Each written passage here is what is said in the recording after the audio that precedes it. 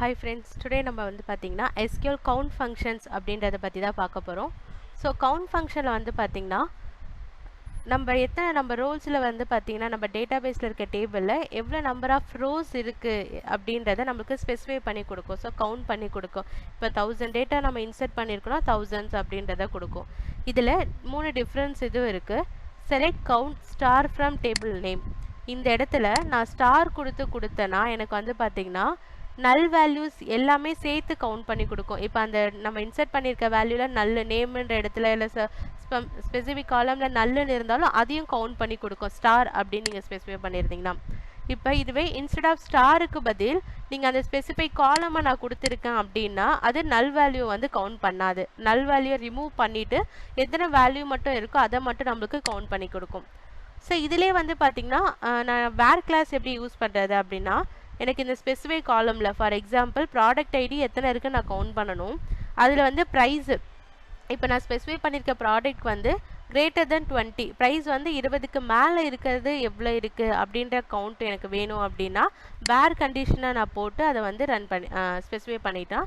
20 ப்ரைஸும் வந்து அபோவ் 20 இருக்கும். அதில் இருக்க ப்ராடக்ட்ஸ் என்னென்ன அதை மட்டும் கவுண்ட் பண்ணி ஆக்சுவலி அதோட ப்ராடக்ட்ஸ் என்னன்னு லிஸ்ட் பண்ணாது எவ்வளோ கவுண்ட் இருக்குது அப்படின்ற கவுண்ட்டை மட்டும் நம்மளுக்கு கொடுக்கும்.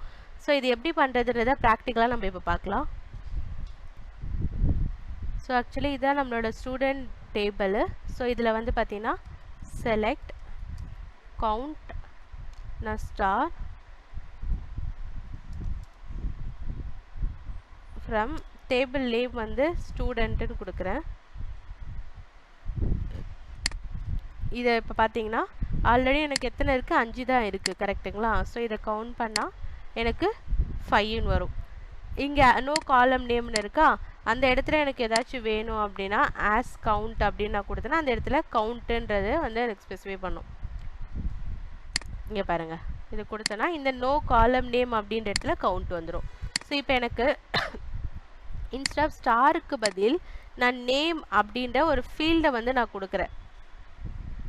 அப்படி கொடுத்துட்டு அதில் வந்து கவுண்ட் பண்ணுறேன் அப்படின்னா எனக்கு 4 தான் வரும். ஏன்னா பர்டிகுலர் காலம் நேமை நம்ம ஸ்பெசிஃபை பண்ணோம் அப்படின்னா அது வந்து நல் வேல்யூவை வந்து நம்மளுக்கு ரிமூவ் பண்ணிவிட்டு எத்தனை நேம் இருக்கோ அதை மட்டும் தான் ஸ்பெசிஃபை பண்ணி கொடுக்கும். ஓகேங்களா. ஸோ இதான் வந்து கவுண்ட் ஃபங்க்ஷன்.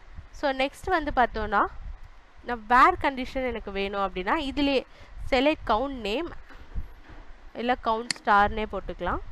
கவுண்ட் ஸ்டார் இல்லை நேம் ஏஜ்னு கூட எடுத்துக்கலாம். ஏஜ்ன்ற ஃபீல்டு நம்ம கிட்ட இருக்குது. ஆஸ் கவுண்ட் ஃப்ரம் ஸ்டூடெண்ட்ஸ் இதில் வேர் ஏஜ் கிரேட்டர் தென் 18 நான் கொடுக்குறேன். 18க்கு மேலே எத்தனை பேர் இருக்காங்க அப்படின்றது வந்துச்சா 4 பேர் இருக்காங்கன்னு வருது. இதுவே லெஸ் தென் 18 கொடுக்குறேன். அது எத்தனை பேர் இருக்காங்கன்னா 0. அப்போது அதில் பார்த்தோன்னா நம்மளுக்கு தெரியும் 0ன்னு வந்துருக்குங்களா.